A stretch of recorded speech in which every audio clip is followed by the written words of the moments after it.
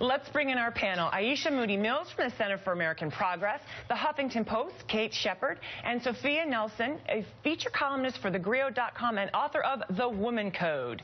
All right, ladies, I'm going to start with you, Aisha. So the president was having a little bit of fun at his and Democrats' expense, but is he a liability? Because polls seem to suggest, our own NBC News Wall Street Journal poll showed his numbers are back to where he was in October. We went back to the future, I guess you could say, before the rollout of healthcare.gov website. But is he going to be an asset to Democrats, or is it better that he stays away?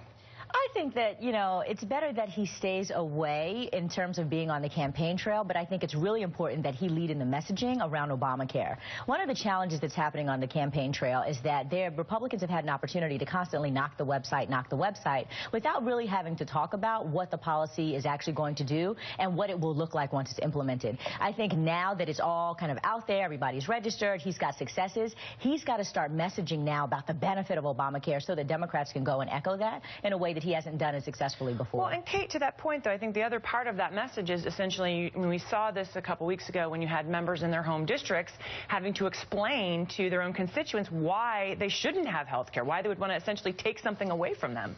Right, and I think overall Democrats need to do a better job of communicating about what's going on here with the plan and why it's good for you. And that's been an issue for a long time now. And I think that Alicia's absolutely right that that should be coming from the president down, how this is working and why it's good for people.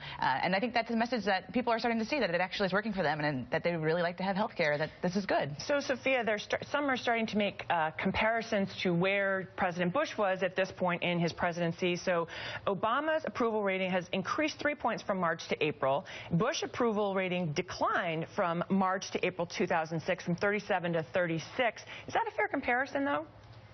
I mean, look, Obama's got 2 years left in his term.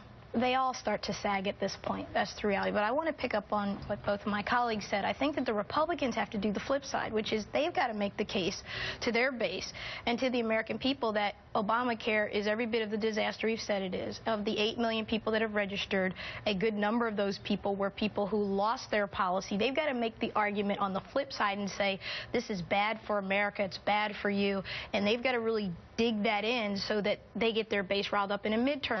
Historically low turnout, and that's the flip side. But let me push back on you on that for a second, because again, if you're having that conversation, I know you're ready for it. If you're having that conversation with somebody who has just gotten health care perhaps for the first time through Obamacare, and if you're not offering, and here's my alternative, how is that a good message? Well, I mean, I think you're right. If someone who's just gotten it and is very happy, they're happy. But someone like me, I was one of the people that got canceled originally. I'm in Virginia. I had Anthem, but actually I got restored because of the hoopla that kind of happened about what the president said. So whatever happened that they reversed, I'm not losing my health care anymore, which I'm happy about because I liked what I had. So my point is I think the Republicans and the Democrats, they're at odds as always, but they're going to have to make the case hard to their respective bases because it's going to be a base election. Yes, it's not going to be a big election. So actually the president talked about Obamacare last night. Let's take a listen. Of course, we rolled out healthcare.gov. That could have gone better. In 2008, my slogan was, yes, we can. In 2013, my slogan was, Control, Alt, Delete. All right, so the president having a little bit of fun at his own expense. Kate, to what Sophia was saying in terms of turnout, it is all about turnout, and traditionally you do see higher turnout in midterm elections with the Republican base, which suggests to me that is part of why we now will have a commission on Benghazi and a commission looking into the IRS scandal, not because those issues play well nationally, but because those are the issues that really appeal to that base. No, I think that's absolutely right. We've seen, I think that Obamacare was the big issue that they were pushing on for a long time, but I think that that's becoming less of an issue now that it's in place, and frankly, there's people out there who like it. And I don't think that a problematic website is enough to sell people against it. But Benghazi is the new issue I think that they are really focusing on as a way to gin up, especially among the true believers on the right who are going to be the faithful voters. And I think we shouldn't underestimate the degree to which people really believe that the Benghazi scandal is a scandal on that side of things. I think in general, a lot of us have brushed it off as not being an actual big deal. Yeah. And talk about being a liability, though. I mean, Hillary Clinton and Benghazi, in that sense, in terms of on the ground with their base, are a greater liability because they're looking at 2016 and trying to do what they can to disrupt 2016.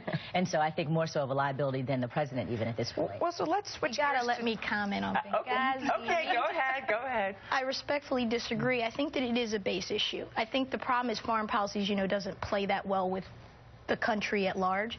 But I think the Benghazi situation with this latest memo, smoking guns, whatever they're saying, is that we still haven't gotten to whether or not it was a spontaneous thing, as some say, or whether it was a larger issue that was bungled. Well, I think that's the issue. I think we did get to that, and it feels like what we're still arguing about is the talking points and who wrote what talking points when, and when did they get sent to who revised it. We're not arguing about strategy, though, and that's the problem, is that this conversation is more of a political witch hunt about did you try to lie and cover something up, as opposed to a real conversation about thinking about our foreign policy and our intelligence and how we come to understand the militia groups that are on the ground, how we come to understand who our friends are and who they aren't. I agree. And there are, like, 72 disparate groups that are working on the ground there in Benghazi, some of whom we've tried to befriend, others that we, for our own gain, and that hasn't always worked out to our benefit. So the conversation should be a much bigger policy conversation about what we should do in that region, as opposed to a political witch hunt over whether someone had a talking point or not. I want to very quickly